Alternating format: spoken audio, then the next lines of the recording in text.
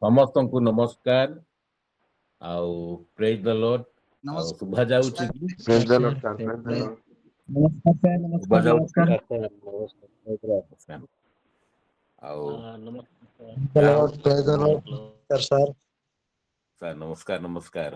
ପ୍ରଭୁଙ୍କୁ ମୁଁ ଧନ୍ୟବାଦ ଦଉଛି। ପୁଣି ଆପଣମାନଙ୍କୁ ମଧ୍ୟ ଆପଣମାନେ ମୋତେ ସାମିଲ କରିଛନ୍ତି ମାନେ ଏଇ ସନ୍ଧ୍ୟାକାଳୀନ ଉପାସନାରେ। ସେଥିପାଇଁ ପୁନର୍ବାର ପ୍ରଭୁଙ୍କୁ ଧନ୍ୟବାଦ ଦେବା ସହିତ ଆପଣମାନଙ୍କୁ ମୁଁ ବହୁତ ବହୁତ ଧନ୍ୟବାଦ ଦଉଛି। ହେଲେ ଶୁଭା ଯାଉଛି କ୍ଲିୟର?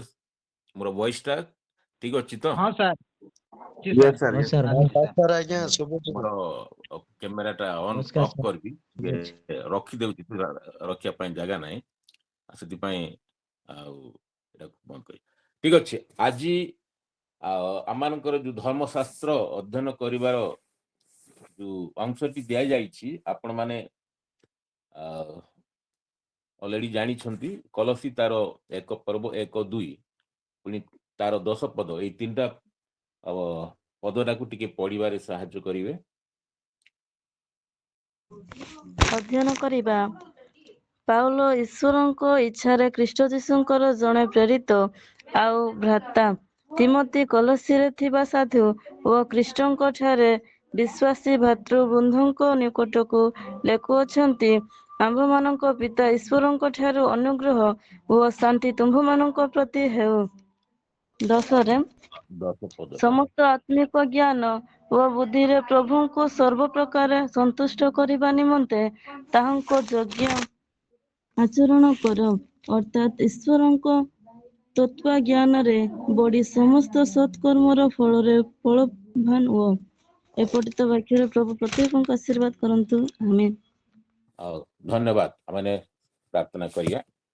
ଏ ପିତା ପରମେଶ୍ୱର, ଧନ୍ୟବାଦ ସନ୍ଧ୍ୟା ସମୟରେ ଆମକୁ ପ୍ରଭୁ ଗୁଗଲ ମିଟ୍ ମାଧ୍ୟମରେ ବିଭିନ୍ନ ସ୍ଥାନରେ ଥାଇ ଆମମାନେ ଏକାଠି ହୋଇପାରିଛୁ ତୁମର ପ୍ରଭୁ ନିକଟବର୍ତ୍ତୀ ହେବା ପାଇଁ। ଧନ୍ୟବାଦ ଦଉଛି ପିତା ପରମେଶ୍ୱର। ପୁଣି ପ୍ରାର୍ଥନା କରୁଛି ଏଇ ଯୋଉ ପ୍ରଭୁ ସୁନ୍ଦର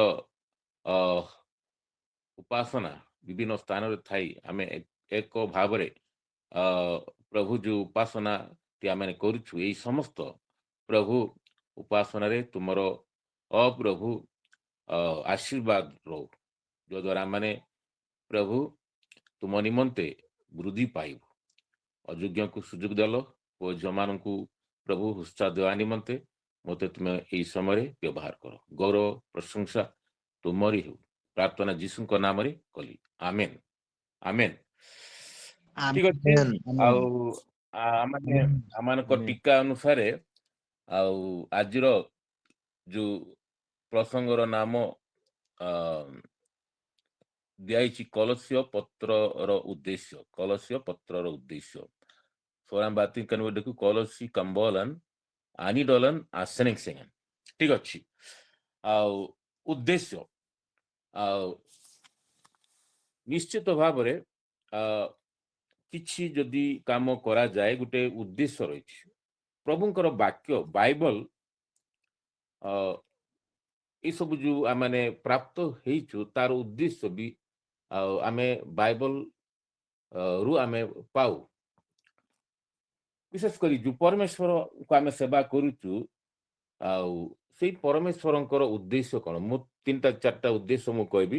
ପରମେଶ୍ୱରଙ୍କର ଉଦ୍ଦେଶ୍ୟ କଣ, ମନୁଷ୍ୟର ଉଦ୍ଦେଶ୍ୟ କଣ, ଆମମାନଙ୍କର ପ୍ରଭୁ ଯୀଶୁ ଖ୍ରୀଷ୍ଟଙ୍କର ଉଦ୍ଦେଶ୍ୟ ବି କଣ, ଆଉ ଏଇ ଜାଗାରେ ପାଉଲଙ୍କର ଉଦ୍ଦେଶ୍ୟ କଣ ଏବଂ ଆମମାନଙ୍କର ଉଦ୍ଦେଶ୍ୟ କଣ, ଏଇ ଯୋଉ 4-5ଟା ବିଷୟ ନେଇ ମୁଁ ଆଜି କହିବି। ପରମେଶ୍ୱରଙ୍କର ଉଦ୍ଦେଶ୍ୟ କଣ? ପରମେଶ୍ୱର କିଏ? ଯଦି ଆମେ ପରମେଶ୍ୱରଙ୍କ ବିଷୟରେ ଯଦି ଆମେ ଯିବା, ବାଇବଲ ଆମମାନଙ୍କୁ ଆଉ ଶିକ୍ଷା ଦିଏ ପରମେଶ୍ୱର ସୃଷ୍ଟିକର୍ତ୍ତା। ଯୋଉ ପରମେଶ୍ୱର ଆକାଶ ପୃଥିବୀର ସୃଷ୍ଟି କଲେ ସୃଷ୍ଟିକର୍ତ୍ତା, ତାଙ୍କର ଉଦ୍ଦେଶ୍ୟ ପରମେଶ୍ୱର ଏଇ ଯୋଉ ସୂର୍ଯ୍ୟ ଚନ୍ଦ୍ର ନକ୍ଷତ୍ର, ଏଇ ଯୋଉ ପୃଥିବୀ ମନୁଷ୍ୟ, ଏଇ ସବୁର ସୃଷ୍ଟିର ଉଦ୍ଦେଶ୍ୟ କଣ? ଆମେ ଗୋଟେ ଅଂଶ ପଢିବା। ପରମେଶ୍ୱରଙ୍କର ଉଦ୍ଦେଶ୍ୟ କଣ? ରୁମି ତାର 13 ପର୍ବର 11 ପର୍ବର 36 ପଦଟା ଆମେ ପଢିବା। ଯୋଉ ପରମେଶ୍ୱର ଏଇ ସବୁ ସୃଷ୍ଟି କଲେ କାହିଁକି? ପଠନ ପରମେଶ୍ୱର କରିବା। ସୃଷ୍ଟି 11 ପୁଣି 36 ତୁମ୍ଭମାନଙ୍କର ନିଦ୍ରାର ଜାଗ୍ରତ ହେବାର ସମୟ ଯେ ଉପସ୍ଥିତ, ଏହା ଜାଣି ଏହି ରୁମି 11 36 ଭୂମି ରୁମି 11 36 ପଢିବା ସମସ୍ତ ବିଷୟ ତାହାଙ୍କ ଦ୍ୱାରା ଓ ତାହାଙ୍କ ନିମନ୍ତେ ଯୁଗେ ଯୁଗେ ଗୌରବ ତାହାଙ୍କର। ଆମେନ୍। Thank you. ଯେଣୁ ସମସ୍ତ ବିଷୟ ତାହାଙ୍କ ଠାରୁ, ତାହାଙ୍କ ଦ୍ୱାରା, ତାହାଙ୍କ ନିମନ୍ତେ ଯୁଗେ ଯୁଗେ ଗୌରବ ତାହାଙ୍କର। ଯୋଉ ପରମେଶ୍ୱର ଆକାଶମଣ୍ଡଳ, ପୃଥିବୀ ବା ପୃଥିବୀର ସମସ୍ତ ବିଷୟ ପରମେଶ୍ୱରଙ୍କ ଠାରୁ ହୋଇଛି ଏବଂ ତାହାଙ୍କ ଦ୍ୱାରା ଏବଂ ତାହାଙ୍କ ନିମନ୍ତେ ଏଇ ଯୋଉ ସୃଷ୍ଟି ଆମେ ଦେଖୁଛୁ, ଏହା କେବଳ ପରମେଶ୍ୱରଙ୍କ ପାଇଁ ତାଙ୍କ ଗୌରବ ନିମନ୍ତେ ହୋଇଅଛି ବୋଲିକି ପଦଟାକୁ ପୁନର୍ବାର ମାନେ ଇଏ କରିବା ପାଇଁ ପ୍ରକାଶିତ ପୁସ୍ତକ 4:11 ପଦରେ ଆମେ ଦେଖିବା ସୃଷ୍ଟିର ଉଦ୍ଦେଶ୍ୟ ବା ପରମେଶ୍ୱରଙ୍କର ଯୋଉ ସୃଷ୍ଟି ତାର ଉଦ୍ଦେଶ୍ୟ କଣ? ପଠନ କରିବା। ଏ ଆମ୍ଭମାନଙ୍କର ପ୍ରଭୁ ଓ ଈଶ୍ୱର, ତୁମ୍ଭେ ଗୌରବ, ସମ୍ଭ୍ରମ ଓ ପରାକ୍ରମ ପାଇବାକୁ ଶୋଭାଜନ ଅଟ। ତୁମ୍ଭେ ସମସ୍ତ ସୃଷ୍ଟି କରିଅଛ, ଆଉ ତୁମ୍ଭ ଇଚ୍ଛାରେ ସେହି ସବୁ ସତ୍ତ୍ୱ ପ୍ରାପ୍ତ ଏହି ସୃଷ୍ଟି ହୋଇଅଛି। ଆମେନ୍। ତୁମ୍ଭେ ସମସ୍ତ ସୃଷ୍ଟି କରିଅଛ। ପରମେଶ୍ୱର ସବୁ ସୃଷ୍ଟି କରିଅଛନ୍ତି। କେବଳ ଲେଖାଯାଏ ତାଙ୍କ ଗୌରବ ପାଇଁ। ତୁମ୍ଭେ ଗୌରବ, ସମ୍ଭ୍ରମ, ଶୋଭାଜନ ଅଟ। ପରମେଶ୍ୱର କୌଣସି କିଛି ତାଙ୍କର ଉଦ୍ଦେଶ୍ୟ ନାହିଁ, କେବଳ ସେ ଯେପରି ଗୌରବ ପ୍ରଶଂସା ପାଇବେ ସେ ଉଦ୍ଦେଶ୍ୟ ନେଇ ପୃଥିବୀକୁ ସୃଷ୍ଟି କରିଅଛନ୍ତି। ଏବଂ ମନୁଷ୍ୟକୁ ମଧ୍ୟ ଯେତେବେଳେ ସେ ସୃଷ୍ଟି କଲେ, ମାଟି ପିଣ୍ଡୁଳା ନେଇକି ପ୍ରାଣବାୟୁ ପ୍ରବେଶ କରେଇଲେ, ମନୁଷ୍ୟର ସୃଷ୍ଟି ମଧ୍ୟ କେବଳ ପରମେଶ୍ୱରଙ୍କର ଗୌରବ ଏବଂ ପ୍ରଶଂସା ଉଦ୍ଦେଶ୍ୟ ପାଇଁ। ଆଉ ଜଣେ କହନ୍ତି ଗଡ୍ ଇଜ୍ ଏ ସୋସିଆଲ ବିଙ୍ଗ, ମାନେ ପରମେଶ୍ୱର ଆଦମକୁ ଯେତେବେଳେ ସୃଷ୍ଟି କଲେ, ସନ୍ଧ୍ୟା ସମୟରେ ସେ ଆଦମଙ୍କ ନିକଟକୁ ସେ ଆସି ଗମନାଗମନ କଲେ। ଏହା ମାନେ କଣ? ଗଡ୍ ଇଜ୍ ସୋସିଆଲ ବିଙ୍ଗ। ପରମେଶ୍ୱର ସେ ଏକଲା ରହିବା ଚାହାନ୍ତି ନାହିଁ। ସେ ଆଉ ମନୁଷ୍ୟକୁ ସୃଷ୍ଟି କଲେ ଯେପରି ତାଙ୍କ ସହିତ ସେ ସହଭାଗିତା ସେ କରିବେ। ପରମେଶ୍ୱରଙ୍କ ଉଦ୍ଦେଶ୍ୟ ହେଉଛି ତାଙ୍କ ସହିତ ଏଇ ସବୁ ତାଙ୍କ ଗୌରବ ପାଇଁ ତାଙ୍କ ଉଦ୍ଦେଶ୍ୟ ନେଇ ସୃଷ୍ଟି କଲେ। ଆମେ ଦେଖୁଛୁ ପରବର୍ତ୍ତୀ ସମୟରେ ଆଦମ ଈଶ୍ୱରଙ୍କର ଆଜ୍ଞା ଲଙ୍ଘନ କରି ଈଶ୍ୱରଙ୍କ ଠାରୁ ସେ ବିଚ୍ଛିନ୍ନ ହେଲେ। ଈଶ୍ୱରଙ୍କ ସେ ଦୂରକୁ ଚାଲିଗଲେ ଏବଂ ତାଙ୍କର ବଂଶ ଯେ ଆମେ ସମସ୍ତେ ଆମେ ଈଶ୍ୱରଙ୍କ ଠାରୁ ବିଚ୍ଛିନ୍ନ ହେଇଛୁ। ତଥାପି ପରମେଶ୍ୱର କଣ କଲେ? ଆଉ ସେ ମନୁଷ୍ୟକୁ ଛାଡ଼ିଲେ ନାହିଁ। ସେ ମନୁଷ୍ୟ ରୂପରେ ଜଗତକୁ ଆସିଲେ। ସେ ହେଉଛନ୍ତି ପ୍ରଭୁ ଯୀଶୁ ଖ୍ରୀଷ୍ଟ। ପ୍ରଭୁ ଯୀଶୁ ଖ୍ରୀଷ୍ଟ ସେ ସ୍ୱୟଂ ପରମେଶ୍ୱରଙ୍କର ଦ୍ୱିତୀୟ ବ୍ୟକ୍ତି ଏବଂ ସେ ପରମେଶ୍ୱରଙ୍କର ଉଦ୍ଦେଶ୍ୟକୁ ସମ୍ପୂର୍ଣ୍ଣ କରିବା ପାଇଁ, ପରମେଶ୍ୱର ଉଦ୍ଦେଶ୍ୟ କଣ? ଯେତେବେଳେ ମନୁଷ୍ୟ ଈଶ୍ୱରରୁ ବିଚ୍ଛିନ୍ନ ହେଇଗଲା, ପୁନର୍ବାର ମନୁଷ୍ୟକୁ ଯୋଡ଼ିବା ପାଇଁ, ଈଶ୍ୱରଙ୍କ ସହିତ ସଂଯୁକ୍ତ କରିବା ପାଇଁ ପରମେଶ୍ୱର ସେ ଦ୍ୱିତୀୟ ବ୍ୟକ୍ତି ପ୍ରଭୁ ଯୀଶୁ ଖ୍ରୀଷ୍ଟ ମନୁଷ୍ୟ ରୂପରେ ଜଗତକୁ ଆସିଲେ। ଅର୍ଥାତ୍ ସେ ପବିତ୍ର ଆତ୍ମାଙ୍କର ଶକ୍ତିରେ ମରିୟମଙ୍କ ଗର୍ଭରେ ସେ ସୃଷ୍ଟି ହୋଇ ମନୁଷ୍ୟ ଭାବରେ ସେ ଏଇ ଜଗତରେ ଜନ୍ମ ଗ୍ରହଣ କଲେ। ପ୍ରଭୁ ଯୀଶୁ ଖ୍ରୀଷ୍ଟଙ୍କର ଉଦ୍ଦେଶ୍ୟ କଣ? ଆମେ ଦେଖିବା ମନୁଷ୍ୟର ଉଦ୍ଦେଶ୍ୟ ତ ପରମେଶ୍ୱରଙ୍କୁ ଗୌରବ ପ୍ରଶଂସା କରିବା। ତେବେ ଯେତେବେଳେ ମନୁଷ୍ୟ ଈଶ୍ୱରଙ୍କ ଗୌରବ ଠାରୁ ସେ ଦୂରକୁ ଚାଲିଗଲା, ପରମେଶ୍ୱର ନିଜେ ମନୁଷ୍ୟ ରୂପରେ ଜଗତକୁ ଆସିଲେ ତାଙ୍କର ଆସିବାର ଉଦ୍ଦେଶ୍ୟ, ପ୍ରଭୁ ଯୀଶୁ ଖ୍ରୀଷ୍ଟଙ୍କର ଆସିବାର ଉଦ୍ଦେଶ୍ୟ କଣ ମାନେ ପଢିବା ଜୋନ୍ 10 ଲେଖାଯାଏ। ଜୋନ୍ 10:10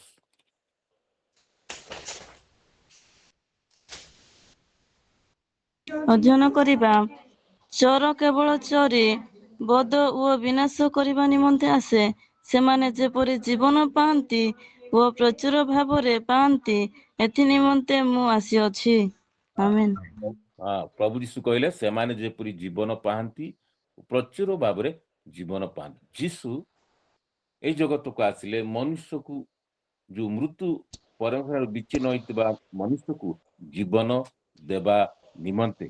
ସେଥିପାଇଁ ଆମେ ଦେଖୁ ପ୍ରଭୁ ଯୀଶୁ ଖ୍ରୀଷ୍ଟଙ୍କର ଉଦ୍ଦେଶ୍ୟ ହଉଛି ବିନାଶ ପ୍ରାପ୍ତ ଲୋକମାନଙ୍କୁ ପୁନର୍ବାର ଜୀବନ ଦେବା ନିମନ୍ତେ। ସେଥିପାଇଁ ପ୍ରଭୁ ଯୀଶୁ କହିଲେ ମୁଁ ଧାର୍ମିକ ମାନଙ୍କୁ ଉଦ୍ଧାର କରିବା ପାଇଁ ନୁହେଁ, କିନ୍ତୁ ପାପୀ ମାନଙ୍କୁ, ବିନାଶ ପ୍ରାପ୍ତ ବ୍ୟକ୍ତି ମାନଙ୍କୁ ଉଦ୍ଧାର କରିବା ପାଇଁ ଆସିଲେ। ସେଥିପାଇଁ ପ୍ରଭୁ ଯୀଶୁ ଖ୍ରୀଷ୍ଟ ଯେତେବେଳେ ଜଗତରେ ମନୁଷ୍ୟ ରୂପରେ ଆସିଲେ, ସେ ବୁଲି ବୁଲି ଈଶ୍ୱରଙ୍କ ରାଜ୍ୟ ବିଷୟରେ ପ୍ରଚାର କଲେ ଏବଂ ସେଇ ଅନେକ ଶିକ୍ଷା ଦଉ ଦଉ ସେଇ ଅନେକ ଗୃହ, ମାନେ ପାପୀ ମାନଙ୍କ ଗୃହକୁ ସେ ପ୍ରବେଶ କଲେ। ଅର୍ଥାତ୍ ଯକ୍ଷଙ୍କ ଘରକୁ ଗଲେ। ପାରୁଷ ଶାସ୍ତ୍ରୀ ମାନେ କହିଲେ ଏଇ ଲୋକଟା ପାପୀ ଘରକୁ ଯାଉଛି। ଯୀଶୁ କହିଲେ ୟାକୁ ମଧ୍ୟ ଅବ୍ରାହମ ସନ୍ତାନ, ଇଏ ବି ପରିତ୍ରାଣ ପାଇବା ଆବଶ୍ୟକ। ସେହିପରି ପ୍ରଭୁ ଯୀଶୁ ଖ୍ରୀଷ୍ଟଙ୍କର ସେବା ଲୋକମାନଙ୍କୁ ଉଦ୍ଧାର କରିବା ନିମନ୍ତେ। ସେଥିପାଇଁ ପ୍ରଭୁ ଯୀଶୁ କଣ କଲେ, ଆମ ସମସ୍ତଙ୍କର ପାପ ନେଇ ସେ ନିଜେ କାନ୍ଧରେ ନେଇ, ନିଜ ଶରୀରରେ ନେଇ ସେ କାଲ୍ବାରୀ କ୍ରୁଶରେ ବଳିକୃତ ହେଲେ। ଯୀଶୁ ମନୁଷ୍ୟକୁ ପରିତ୍ରାଣ କରିବା ନିମନ୍ତେ, ଉଦ୍ଧାର କରିବା ନିମନ୍ତେ ସମସ୍ତଙ୍କ ପାପ ନେଇ କାଲ୍ବାରୀ କ୍ରୁଶରେ ସେ ବଳିକୃତ ହେଲେ, ସମସ୍ତଙ୍କର ପରିତ୍ରାଣ କାର୍ଯ୍ୟ ସାଧନ କଲେ, ଯେପରି କେହି ବିନଷ୍ଟ ହେବେ ନାହିଁ। ଯୀଶୁଙ୍କର ଉଦ୍ଦେଶ୍ୟ ସେବା ପାଇବାକୁ ନୁହେଁ, କିନ୍ତୁ ସେବା କରିବାକୁ, ପୁଣି ଅନେକଙ୍କର ଜୀବନକୁ ସେ ରକ୍ଷା କରିବା ପାଇଁ ଆସିଅଛନ୍ତି। ସେଥିପାଇଁ ଆମେ ଦେଖୁ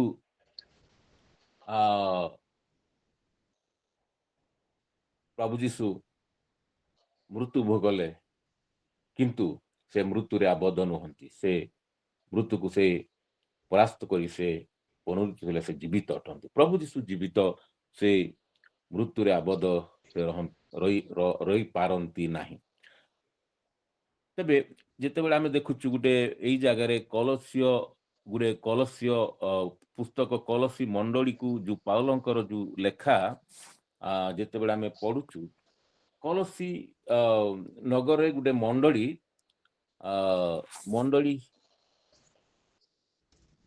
ଅଲରେଡି ଅଛି। ସେ ମଣ୍ଡଳୀକୁ ପାଉଲଙ୍କର ଯୋଉ ଚିଠା ଯେତେବେଳେ ଆମେ ପଢୁ, ଆଉ ତା ପୂର୍ବରୁ ଯେତେବେଳେ ଦେଖିବା, ପ୍ରଭୁ ଯୀଶୁ ଯେତେବେଳେ ସେ ପୁନରୁତ୍ଥିତ ହେଲେ, ସ୍ୱର୍ଗକୁ ଗଲେ ଏବଂ ତାଙ୍କ ପ୍ରତିଜ୍ଞା ପବିତ୍ର ଆତ୍ମାକୁ ପ୍ରେରଣ କଲେ।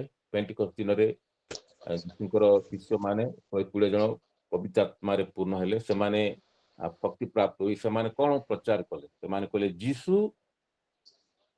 ଆପଣମାନେ ଯୀଶୁଙ୍କୁ କ୍ରୁଶରେ ବଦ୍ଧ କଲେ, କିନ୍ତୁ ପରମେଶ୍ୱର ତାଙ୍କୁ ମୃତ୍ୟୁରୁ ଉଠେଇ ଅଛନ୍ତି। ସେ ଜୀବିତ ଏବଂ ତାକୁ ପରମେଶ୍ୱର ମସ୍ତକ କରିଅଛନ୍ତି। ମାନେ ସେ ପରିତ୍ରାଣର କେବଳ ପରିତ୍ରାଣ ତାଙ୍କ ଠାରେ ଅଛି। ଏଇ ଯୋଉ ପିତର ଯୋଉ ପ୍ରଚାର କଲେ, ତାଙ୍କ ଛଡା ପରିତ୍ରାଣ ଆଉ କାହାରି ଠାରେ ନାହିଁ। ଏଇ ଯୋଉ ପ୍ରଚାରରେ ଅନେକ ଲୋକ ଆସିଲେ, ଆମେ କଣ କରିବୁ? ପିତର କହିଲେ, ତୁମେ ମନ ପରିବର୍ତ୍ତନ କର, ବାପ୍ତିସ୍ମ ନିଅ। ଗୋଟେ ଦିନରେ 3000 ଲୋକ ବାପ୍ତିସ୍ମ ନେଲେ। ପରବର୍ତ୍ତୀ ସମୟରେ 5000। ଏଇ ଯୋଉ ଲୋକମାନେ ଯୋଉ ବାପ୍ତିସ୍ମ ନେଲେ, ସେମାନଙ୍କୁ ନେଇ ଗୋଟେ ମଣ୍ଡଳୀ, ଅର୍ଥାତ୍ ସେମାନେ ଶିକ୍ଷା ପ୍ରତ୍ୟେକ ଦିନ ଶିକ୍ଷା ନିମନ୍ତେ, ସୌଭାଗିତା ନିମନ୍ତେ, ପ୍ରଭୁଙ୍କର ସ୍ମରଣ ନିମନ୍ତେ, ପ୍ରାର୍ଥନା ନିମନ୍ତେ ଏକତ୍ର। ଏଇଟା ହଉଛି ମଣ୍ଡଳୀ। ଯୋଉ ମଣ୍ଡଳୀ ଯୀଶୁଙ୍କଠାରେ ବିଶ୍ୱାସ କରୁଥିବା ଲୋକମାନଙ୍କର ଗୋଟେ ଏଇ ଯୋଉ ମଣ୍ଡଳୀ ସେଇଠି ସୃଷ୍ଟି ହେଲା।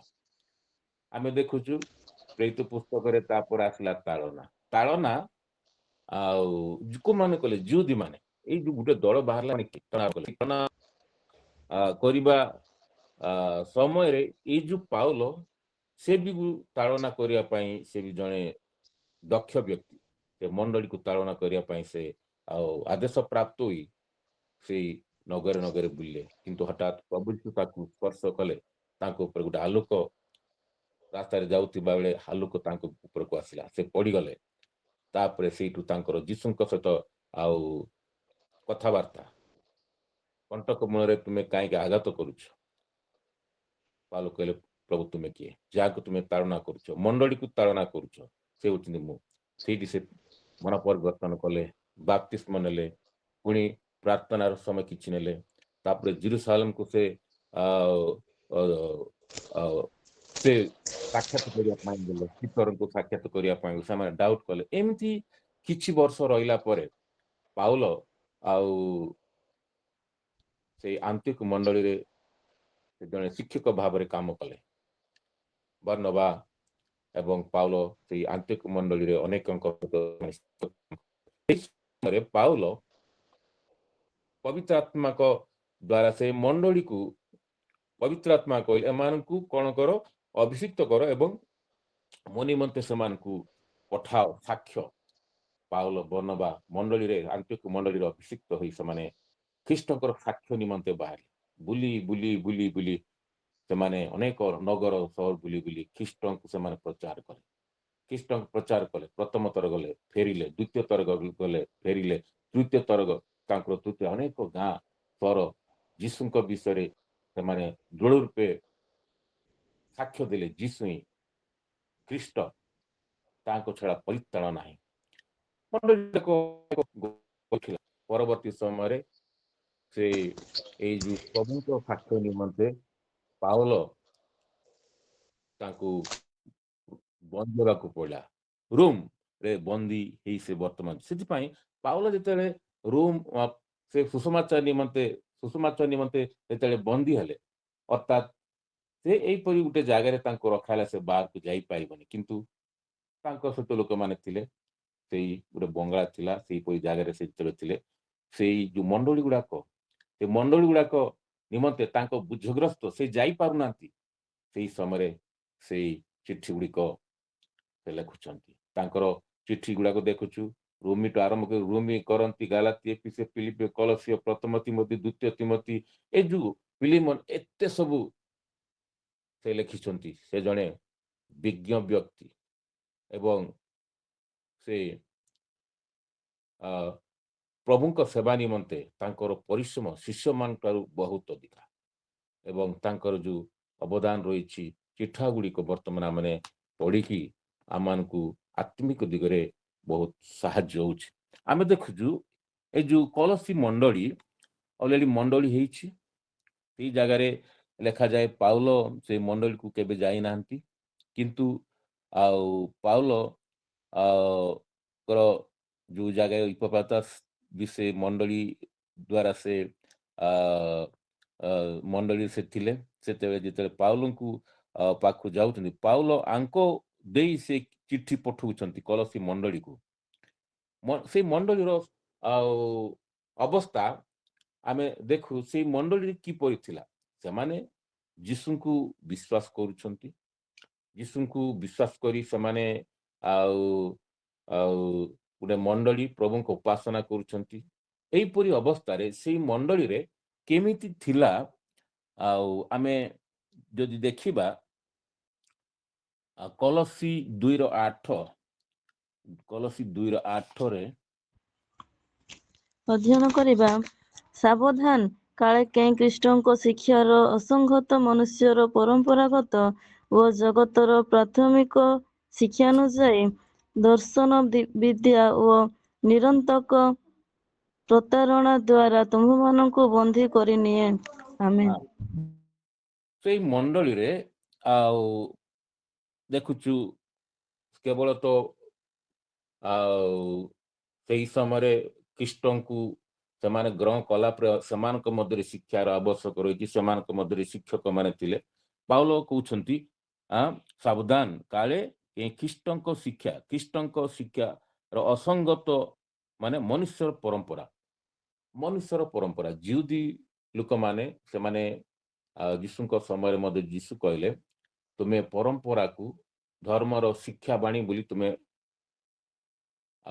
ନେଉଅଛ ଏବଂ ବୃତ୍ତାରେ ପ୍ରଭୁଙ୍କର ସେବା କରୁଛ। ଅନେକ ସମୟରୁ ଟ୍ରାଡିସନଟା ଲୋକ ଗୋଟେ ପ୍ରକୃତ ଉପାସନା ବୋଲି ଭାବନ୍ତି। ସେଇ ମଣ୍ଡଳୀ ମଧ୍ୟ ଟ୍ରାଡିସନ ଯେମିତି ଆଗରୁ ଚାଲୁଥିଲା ଯୁଦି ଧର୍ମର ସେଇ ଟ୍ରାଡିସନଟା ହିଁ ତୁମକୁ ଆଉ ମାନିବାକୁ ହବ ବୋଲି ସେଇ ଶିକ୍ଷା ବି ସେଇ ଜାଗାରେ ପ୍ରବେଶ କଲା। ଆଉ ଗୋଟେ ଶିକ୍ଷା ସେଇ ମଣ୍ଡଳୀରେ ଆଉ ଜଗତର ପ୍ରାଥମିକ ଶିକ୍ଷା ଅନୁଯାୟୀ ଦର୍ଶନ ବିଦ୍ୟା ଗ୍ରୀକ ଫିଲୋସଫି ସେମାନେ ଜ୍ଞାନ ଗ୍ରୀକ ଫିଲୋସଫି ଏଇସବୁ ମଧ୍ୟ ସେଇ ମଣ୍ଡଳୀରେ ପ୍ରବେଶ କଲା। ଆମେ ଦେଖୁଛୁ ଖ୍ରୀଷ୍ଟଙ୍କ ବିଷୟରେ ଅନେକ ଲୋକଙ୍କର ଅନେକ ତାଙ୍କର ଗୋଟେ ଶିକ୍ଷା ବି ଥିଲା। ଖ୍ରୀଷ୍ଟ ମନୁଷ୍ୟ ନଥିଲେ ବୋଲି, କାହିଁକି ନା ସେ ଆଶ୍ଚର୍ଯ୍ୟ କର୍ମ କଲେ। ସେ ପୁନରୁତ୍ଥାନ ହେଲା ପରେ ଅନେକ ନାହିଁ ସେ ଖ୍ରୀଷ୍ଟ ସେଇ ମନୁଷ୍ୟ ନୁହନ୍ତି। ଅନେକ ସେମାନଙ୍କ ମଧ୍ୟରେ ଏଇ ଶିକ୍ଷା ବି ପ୍ରବେଶ କଲା। ତାପରେ ଅନେକ କହିଲେ ନାହିଁ ଯୀଶୁ ଆଉ ଯେତେବେଳେ ବାପ୍ତିସ୍ମ ନେଲେ ପବିତ୍ର ଆତ୍ମା ତାଙ୍କ ଭିତରକୁ ଆସିଲା, ତାଙ୍କ ପୂର୍ବରୁ ନୁହେଁ ବୋଲିକି ଆଉ ଅନେକ ଶିକ୍ଷା ବି ତାଙ୍କ ଭିତରେ ପ୍ରବେଶ କଲା। କିନ୍ତୁ ଆମେ ଦେଖୁ ପବିତ୍ର ଆତ୍ମାଙ୍କ ଦ୍ୱାରା ଯୀଶୁଙ୍କର ମରିୟମ ଯୀଶୁଙ୍କୁ ଧାରଣ କଲେ ଏବଂ ଯୀଶୁ ଆଉ ପବିତ୍ର ଆତ୍ମାଙ୍କ ଦ୍ୱାରା ସେ ଗର୍ଭଧାରଣ ପୁଣି ସେ ଜନ୍ମ ହେଲା ସମୟରେ ମଧ୍ୟ ପବିତ୍ର ଆତ୍ମାଙ୍କ ଦ୍ୱାରା ସମ୍ପୂର୍ଣ୍ଣ ସେ ତାଙ୍କ ମାନେ ଶରୀର ପବିତ୍ର ଆତ୍ମାଙ୍କ ଦ୍ୱାରା ତାଙ୍କର ଶରୀର ମଧ୍ୟ ଏଇ ଯୋଉ ମାଂସମୟ ଶରୀର ବି ଧାରଣା ହେଇଛି। କିନ୍ତୁ ସେମାନଙ୍କ ମଧ୍ୟରେ ଆଉ ଈଶ୍ୱର କେବେ ମନୁଷ୍ୟ ହେଇପାରିବ ନାହିଁ, ମନୁଷ୍ୟ ମଧ୍ୟ ଆଉ ଈଶ୍ୱର ହେଇପାରିବନି। ଏଇ ଯୋଉ ଶିକ୍ଷା ସେମାନଙ୍କ ମଧ୍ୟରେ ଥିଲା। ସେଥିପାଇଁ କଲୋସି 2:9 ଗୋଟେ ଜାଗାରେ ଲେଖାଯାଏ, ଟିକେ ପଢିବା 2 କାରଣ ଖ୍ରୀଷ୍ଟଙ୍କଠାରେ ସମ୍ପୂର୍ଣ୍ଣ ଈଶ୍ୱରତ୍ୱ ଦେହବନ୍ତ ହୋଇ ବାସ କରେ। ଆମେନ୍। ସେଥିପାଇଁ ପାଉଲ ଲେଖିଛନ୍ତି ନା ଖ୍ରୀଷ୍ଟଙ୍କଠାରେ ଈଶ୍ୱର ସମ୍ପୂର୍ଣ୍ଣ ଦେହବନ୍ତ ହେଲେ। ପାଉଲ ଲେଖନ୍ତି ଖ୍ରୀଷ୍ଟଙ୍କଠାରେ ଯୀଶୁଙ୍କଠାରେ ଈଶ୍ୱରଙ୍କର ଈଶ୍ୱରତ୍ୱ ଥିଲା। ଆଉ 1:22 ଟିକେ ପଢିବା। 1:22 ପଠନ କରିବା। କିନ୍ତୁ ଏବେ ସେ ତୁମ୍ଭମାନଙ୍କୁ ମଧ୍ୟ ଆପଣା ସାକ୍ଷାତରେ ପବିତ୍ର, ଅନିନ୍ଦନୀୟ ଓ ନିର୍ଦ୍ଦୋଷ କରି ସ୍ଥାପନ କରିବା ନିମନ୍ତେ ଖ୍ରୀଷ୍ଟଙ୍କ ମାଂସମୟ ଶରୀରରେ ମୃତ୍ୟୁ ଦ୍ୱାରା ତୁମ୍ଭମାନଙ୍କୁ ଆପଣା ସହିତ ମିଳିତ କରିଅଛନ୍ତି। ଆମେନ୍। ଖ୍ରୀଷ୍ଟଙ୍କ ମାଂସମୟ ଶରୀର ମାନେ ଖ୍ରୀଷ୍ଟ ମାଂସମୟ ଶରୀର ଧାରଣ କରି ସେ ଆମମାନଙ୍କ ନିମନ୍ତେ ସେ ମୃତ୍ୟୁବ କଲେ। ମାନେ ପାଉଲ ଲେଖନ୍ତି ଖ୍ରୀଷ୍ଟ 100% ପରମେଶ୍ୱର ଏବଂ 100% ମନୁଷ୍ୟ। ସେ ସମ୍ପୂର୍ଣ୍ଣ ଈଶ୍ୱର ଅଟନ୍ତି ଏବଂ ସମ୍ପୂର୍ଣ୍ଣ ମନୁଷ୍ୟ ମଧ୍ୟ ଅଟନ୍ତି। ପାଉଲ ସେଇ ମଣ୍ଡଳୀକୁ ଏଇ ଯୋଉ ଶିକ୍ଷା ଦଉଛନ୍ତି। ଆମେ ବି ଏଇ ଯୋଉ ଖ୍ରୀଷ୍ଟଙ୍କ ସମ୍ପର୍କରେ ଅନେକ ସମୟ ଆଉ ଏହା ଜ୍ଞାନର ବାହାରେ ଆମେ ବୁଝିପାରିବାନି କେମିତି ପରମେଶ୍ୱର ପୁଣି କେମିତି ଶରୀର ସେ ମନୁଷ୍ୟ, କିନ୍ତୁ ପରମେଶ୍ୱର ମନୁଷ୍ୟ ରୂପ ଧାରଣ କଲେ। ପ୍ରଭୁ ଯୀଶୁ ହେଉଛନ୍ତି ସେ ଈଶ୍ୱର, ଯୋଉ ଈଶ୍ୱର କି ମନୁଷ୍ୟ ରୂପ ଧାରଣ କଲେ। ପାଉଲଙ୍କ ଶିକ୍ଷା ଅନୁସାରେ ଆମର ବି ବିଶ୍ୱାସ ପରମେଶ୍ୱର, ପ୍ରଭୁ ଯୀଶୁ ପରମେଶ୍ୱର, କିନ୍ତୁ ସେ ସମ୍ପୂର୍ଣ୍ଣ ଶରୀର ଧାରଣ କଲେ। ସେ ପରମେଶ୍ୱର, ସେ ବି ମନୁଷ୍ୟ ଏବଂ ଆମମାନଙ୍କର ପାପ ନିମନ୍ତେ ସେ ଶରୀର ରୂପ ଧାରଣ କରି କାଲବରୀ କ୍ରୁଶରେ ବଳିକୃତ ହେଲେ। ଏଇ ଯୋଉ ବିଶ୍ୱାସ ଆଉ ବର୍ତ୍ତମାନ ବି ଆମେ ବିଶ୍ୱାସ କରୁଛୁ। ସେଇ ସମୟରେ ମଧ୍ୟ ପାଉଲ ଏଇ ଯୋଉ ଶିକ୍ଷାଟା ଲୋକମାନଙ୍କୁ ଦଉଛନ୍ତି। ସେଇ ମଣ୍ଡଳୀରେ ଆଉ ଅନେକ ଫିଲୋସଫି ଗୁଡାକ, ଅନେକ ଜ୍ଞାନୀବାନ ଲୋକମାନେ ଖ୍ରୀଷ୍ଟଙ୍କ ସମ୍ପର୍କରେ ସେମାନଙ୍କର ବିକୃତ ଶିକ୍ଷା ମଧ୍ୟ ଥିଲା। ବର୍ତ୍ତମାନ ଆମେ ଦେଖୁଛୁ ସେଇ ମଣ୍ଡଳୀକୁ ଯେମିତି ପାଉଲଙ୍କର ଉଦ୍ଦେଶ୍ୟ କ'ଣ ପାଇଁ ଲେଖୁଛନ୍ତି ଯେମିତି ସେ ମଣ୍ଡଳୀ ଭୁଲ ଶିକ୍ଷାରେ ନ ପଡ଼େ ଆଡ଼ତ ஞானங்கன் ବାତିଲ ୟାନ୍ତ ଆମ୍ବେ କଲସି ଆଡ଼ତ ஞାନங்கன் ବାତିଲ ଶନିଦିନରେ ସେଇ ମଣ୍ଡଳୀ ଯେପରି ପାଉଲଙ୍କ ଉଦ୍ଦେଶ୍ୟ ଭୁଲ ଶିକ୍ଷାରେ ପଡ଼ି ଯେପରି ସେଇ ମଣ୍ଡଳୀ ବିନଷ୍ଟ ହେବ ନାହିଁ। ଦ୍ୱିତୀୟ ହେଲା ଆଉ ବିଶ୍ୱାସରେ ଯେପରି ସେମାନେ ଦୃଢ଼ ରୂପେ ଠିଆ ହୋଇପାରିବେ ଏବଂ ଜ୍ଞାନରେ ବଢ଼ିବେ। ସେଥିପାଇଁ ସେଇ ଲେଖାଟା ଆମେ ଯଦି ପଢ଼ିବା ପାଉଲଙ୍କର ଉଦ୍ଦେଶ୍ୟ 1:10 ଆତ୍ମିକ ଜ୍ଞାନ ସେମାନେ ଯେ ସମସ୍ତେ ଆତ୍ମିକ ଜ୍ଞାନରେ ବଢ଼ିବେ ବୁଦ୍ଧିରେ ସର୍ବ ପ୍ରକାର ସନ୍ତୁଷ୍ଟ କରିବା ନିମନ୍ତେ ତାହାଙ୍କ ଯୁଗ ଆଚରଣ କରିବେ ଏବଂ ଖ୍ରୀଷ୍ଟଙ୍କର ତତ୍ତ୍ୱଜ୍ଞାନରେ ବଢ଼ି ସମସ୍ତ ସତ୍କର୍ମରେ ଫଳବାନ ହେବେ। ଏହା ହେଉଛି ପାଉଲଙ୍କର ଉଦ୍ଦେଶ୍ୟ। ଲୋକମାନେ ଯେପରି ସେମାନଙ୍କର ବିଶ୍ୱାସ ଖ୍ରୀଷ୍ଟଙ୍କଠାରେ ଯେଉଁ ବିଶ୍ୱାସ ରଖିଛନ୍ତି ସେ ବିଶ୍ୱାସଟାକୁ ସେମାନେ ଆଉ ବିନଷ୍ଟ ହବ ନାହିଁ।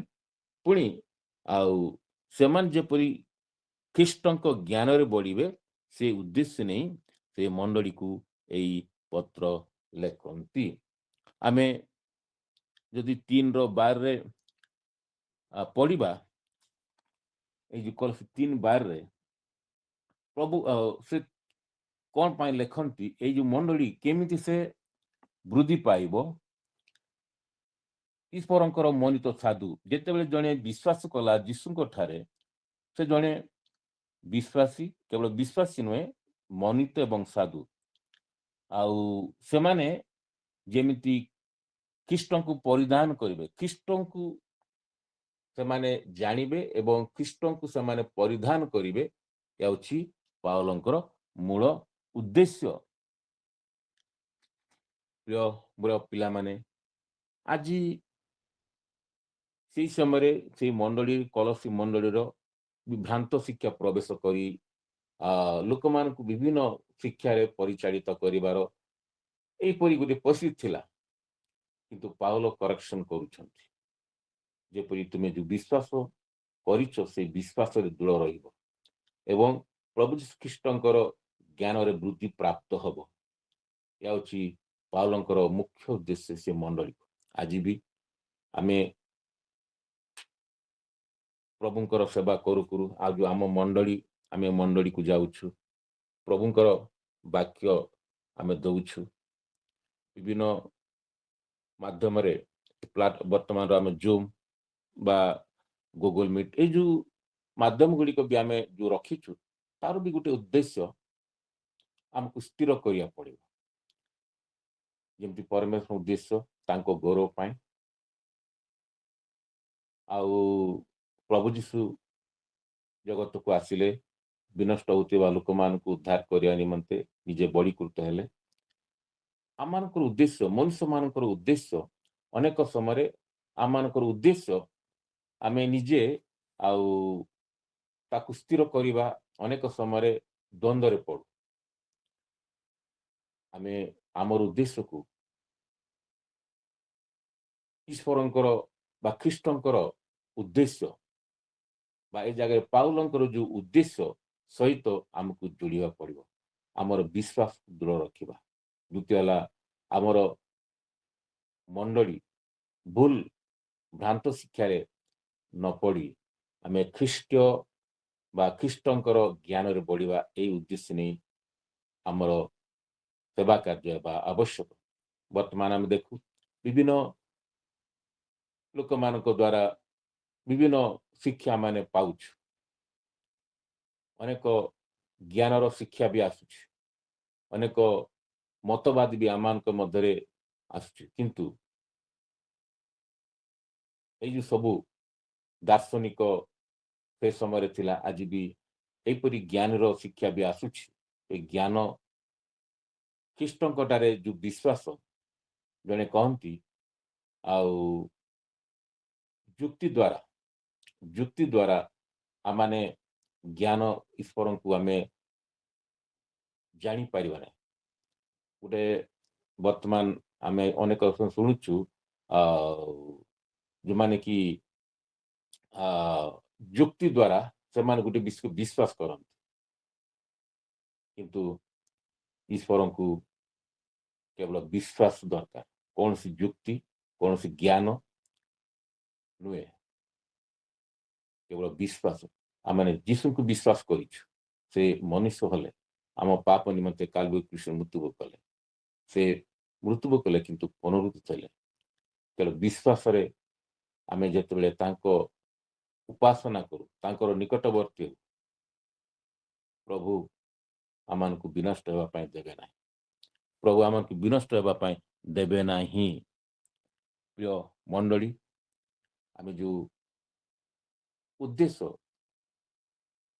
ନେଇ ଆମେ ଯେଉଁ ଉପାସନା କରୁଛୁ, ବିଭିନ୍ନ ଜାଗାରେ ଯେଉଁ ଭାଇମାନେ ଅଛନ୍ତି ପ୍ରଭୁଙ୍କର ସେବା ଉପାସନା କରିବାରେ ସେମାନେ ସୁଯୋଗ ପାଉନାହାନ୍ତି, ସେମାନେ ପ୍ରଭୁଙ୍କୁ ଜାଣନ୍ତୁ, ଯୀଶୁଙ୍କୁ ଜାଣନ୍ତୁ, ପରିତ୍ରାଣ ପାଆନ୍ତୁ।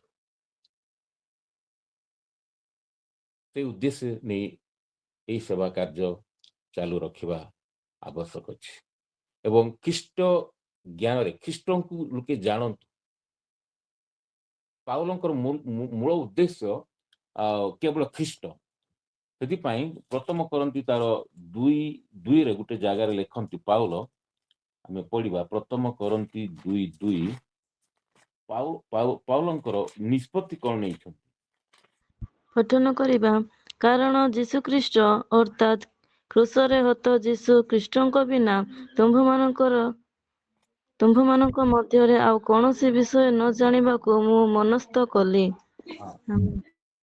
ପାଉଲ ଏତେ ଜ୍ଞାନୀ, ସେ ଗମଲିୟଲଙ୍କ ପାଦରେ ସେ ପାଠ ପଢି ସେ ଜଣେ ବିଜ୍ଞ ବ୍ୟକ୍ତି, ସେ ବି ଦାର୍ଶନିକ ବିଦ୍ୟାରେ ବି ସେ ପାରଙ୍ଗମ ନିଶ୍ଚିତ ଭାବରେ।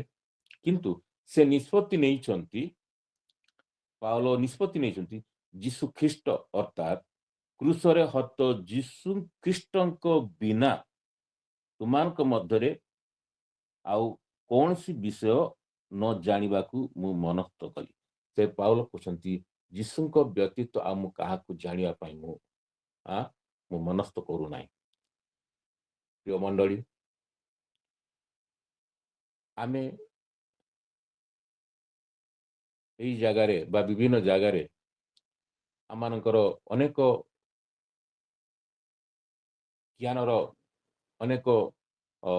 ଜ୍ଞାନର ବିଷୟ ଆମେ ଶୁଣୁଛୁ, ଠିକ ଅଛି, କିନ୍ତୁ ଖ୍ରୀଷ୍ଟଙ୍କୁ ଜାଣିବା ବ୍ୟତୀତ ଆଉ କୌଣସି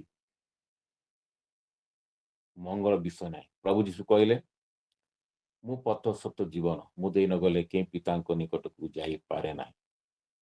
ଯୀଶୁଙ୍କ ବ୍ୟତୀତ କେହି ସ୍ୱର୍ଗକୁ ଯିବାର ଆଉ ରାସ୍ତା ନାହିଁ। ପିତର ପ୍ରଚାର କଲେ, ଆକାଶ ତଳେ ମନୁଷ୍ୟମାନଙ୍କ ମଧ୍ୟରେ ଏହିପରି ନାମ ଦିଆଯାଇ ନାହିଁ ଯାହାଙ୍କଠାରେ ପରିତ୍ରାଣ ପାଇବ। ଯୀଶୁଙ୍କ ବ୍ୟତୀତ ଆଉ ପରିତ୍ରାଣକର୍ତ୍ତା କେହି ନାହିଁ। ଯୀଶୁଙ୍କୁ ଜାଣିବା ହିଁ ଅନନ୍ତ ଜୀବନ।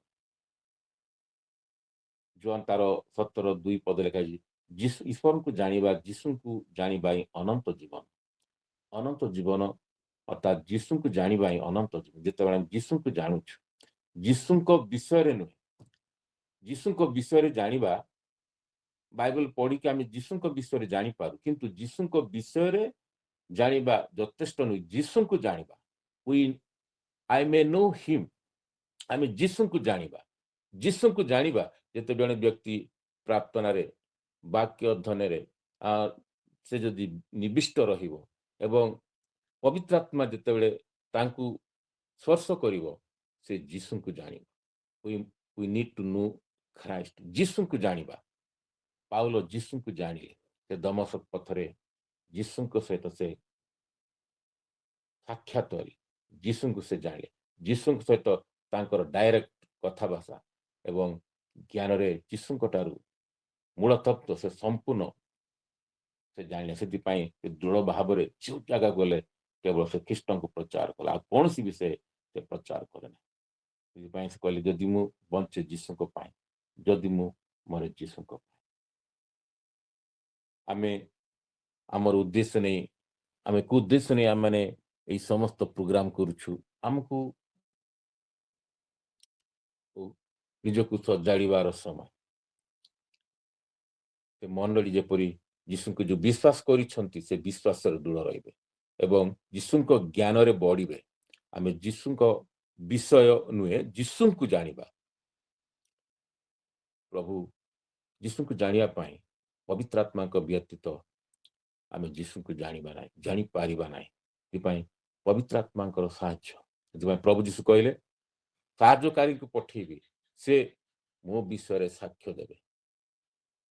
ପ୍ରଭୁ ଯୀଶୁ ପବିତ୍ର ଆତ୍ମାକୁ ଆମକୁ ସାହାଯ୍ୟକାରୀ ଭାବରେ ରଖିଛନ୍ତି। ଆମେ ପବିତ୍ର ଆତ୍ମାକୁ ଆମେ ୱେଲକମ୍ କରିବା। ଆମେ ଯୀଶୁଙ୍କୁ ବିଶ୍ୱାସ କରିଛୁ, ଠିକ ଅଛି, କିନ୍ତୁ ପବିତ୍ର ଆତ୍ମାକୁ ଆମକୁ ଆହ୍ୱାନ କରିବାକୁ ପଡ଼ିବ। ଏ ପବିତ୍ର ଆତ୍ମା ପରମେଶ୍ୱର ଆସ ମୋ ହୃଦୟ ଭିତରକୁ, ତୁମେ ମୋତେ ଶିକ୍ଷା ଦିଅ, ମୋତେ ଗାଇଡ୍ କର। ଆମେ ଯେତେବେଳେ ପ୍ରାର୍ଥନା କରିବା ପବିତ୍ର ଆତ୍ମା ଆମମାନଙ୍କୁ କଥା କହିବେ ଏବଂ ଆମେ ନିଶ୍ଚିତ ଭାବରେ ଖ୍ରୀଷ୍ଟଙ୍କୁ ଯୋଉ ପୁନରୁତ୍ଥିତ ଖ୍ରୀଷ୍ଟ ସେ ବାସ୍ତବ ଭାବରେ ବର୍ତ୍ତମାନ ଆମମାନଙ୍କ ମଧ୍ୟରେ ଅଛନ୍ତି। ସେ ଆମମାନଙ୍କ ମଧ୍ୟ ସେ ଜୀବିତ ପ୍ରଭୁ ଆମମାନଙ୍କୁ ଦେଖେଇଦେବେ। ଏଇ ଚକ୍ଷୁରେ ନୁହେଁ, ଏଇ ଯୋଉ ଶାରୀରିକ ଚକ୍ଷୁରେ ନୁହେଁ, କିନ୍ତୁ ଆମମାନଙ୍କର ଆତ୍ମିକ ଚକ୍ଷୁ ପ୍ରଭୁ ଖୋଲିବେ ଏବଂ ଆମେ ଏଇ ଆତ୍ମିକ ଚକ୍ଷୁରେ ପ୍ରଭୁ ଯୀଶୁ ଖ୍ରୀଷ୍ଟଙ୍କୁ ଦେଖିପାରିବା। ପ୍ରଭୁ ଯୀଶୁ ନିଜେ ଦେଖା ହେବେ, ସେଇଠୁ ଆମମାନଙ୍କର ବିଶ୍ୱାସ ବଢ଼ିବାରେ ସାହାଯ୍ୟ କରିବେ। ପ୍ରିୟ ମୋର ପିଲାମାନେ, ଆସନ୍ତୁ ଆମେ ଯୀଶୁଙ୍କ ବିଷୟ ନୁହେଁ ଯୀଶୁଙ୍କୁ ଜାଣିବା ଏବଂ ଯୀଶୁଙ୍କୁ ଜାଣିବା ପାଇଁ ଆମମାନଙ୍କର ଆତ୍ମିକ ଚକ୍ଷୁ ପ୍ରଭୁ ଖୋଲନ୍ତୁ ଏବଂ ଆମ ବିଶ୍ୱାସଟାକୁ ଆମେ ଖ୍ରୀଷ୍ଟଙ୍କଠାରେ ଦୃଢ଼ ରଖିବା ଏବଂ ଅନ୍ୟମାନଙ୍କୁ ସେଇ ପରିତ୍ରାଣର ସ୍ୱାଦ ଆମମାନେ ଦେବା। ପ୍ରଭୁ ଆପଣମାନଙ୍କୁ ଆଶୀର୍ବାଦ କରନ୍ତୁ। ଧନ୍ୟବାଦ। ପ୍ରାର୍ଥନା କରିବା। ପିତା ପରମେଶ୍ୱର, ଧନ୍ୟବାଦ ତୁମେ ଯୀଶୁଙ୍କୁ ଦେଲ ଆମମାନଙ୍କୁ ପରିତ୍ରାଣ କରିବା ପାଇଁ। ପ୍ରଭୁ ଯୀଶୁ ତୁମେ ଆସିଲ, ଆମମାନଙ୍କର ପରିତ୍ରାଣର କାର୍ଯ୍ୟ ସମାପ୍ତ କଲ ଏବଂ ପବିତ୍ର ଆତ୍ମାକୁ ପ୍ରେରଣ କଲ। ପବିତ୍ର ଆତ୍ମା ପରମେଶ୍ୱର, ତୁମେ ଆମମାନଙ୍କୁ ଆମମାନଙ୍କ ଚକ୍ଷୁକୁ ଖୋଲିବା ଦ୍ୱାରା ଆମମାନେ ଯୀଶୁଙ୍କୁ ଆମେ ଜାଣିପାରୁ ଏବଂ ଯୀଶୁଙ୍କୁ ଆମେ ଦେଖିପାରିବୁ ଏବଂ ଆମମାନଙ୍କର ବିଶ୍ୱାସ ଖ୍ରୀଷ୍ଟଙ୍କଠାରେ ଦୃଢ଼ଭୂତ ରହିବ। ଅନେକ ଶିକ୍ଷା ରହିଛି, ଅନେକ ଦର୍ଶନ ବିଦ୍ୟା ରହିଛି, କିନ୍ତୁ ଏ ସବୁ କାମକୁ ଇତସ୍ତତ ନ କରି କେବଳ ଖ୍ରୀଷ୍ଟଙ୍କଠାରେ ଆସକ୍ତ ରହିବା ପାଇଁ ପ୍ରଭୁ ଆମମାନଙ୍କୁ ସାହାଯ୍ୟ କର। ଏଇ ଯୋଉ ଗୁଗଲ ମିଟ୍ ଅଛି, ବିଭିନ୍ନ ସ୍ଥାନରେ ବିଭିନ୍ନ ପୁଅ ଝିଅମାନେ ଅଛନ୍ତି, ସେମାନଙ୍କୁ ପ୍ରଭୁ ଉଦ୍ଦେଶ୍ୟକୁ ତୁମେ ପ୍ରଭୁ ସଜାଡ଼ିବା ପାଇଁ ଆମମାନଙ୍କର ଉଦ୍ଦେଶ୍ୟ କ'ଣ? କୋଉ ଉଦ୍ଦେଶ୍ୟରେ ଆମେ ସନ୍ଧ୍ୟା ସମୟରେ ଉପାସନା କରୁଛୁ? ଆମ ଉଦ୍ଦେଶ୍ୟ ଯେପରି ପ୍ରଭୁ ଯୀଶୁ ଯାହା କଲେ, ପରିତ୍ରାଣ କାର୍ଯ୍ୟ କଲେ, ସମସ୍ତେ ଯେପରି ପରିତ୍ରାଣ ପାଇବେ, ଉଦ୍ଧାର ପାଇବେ, ସେ ଉଦ୍ଦେଶ୍ୟ ନେଇ ଆମମାନେ ଏହାକୁ ଆଗକୁ ଯିବା ପାଇଁ ପାରିବୁ। ସାହାଯ୍ୟ କର। ପ୍ରାର୍ଥନା ଯୀଶୁଙ୍କ ନାମରେ କଲି।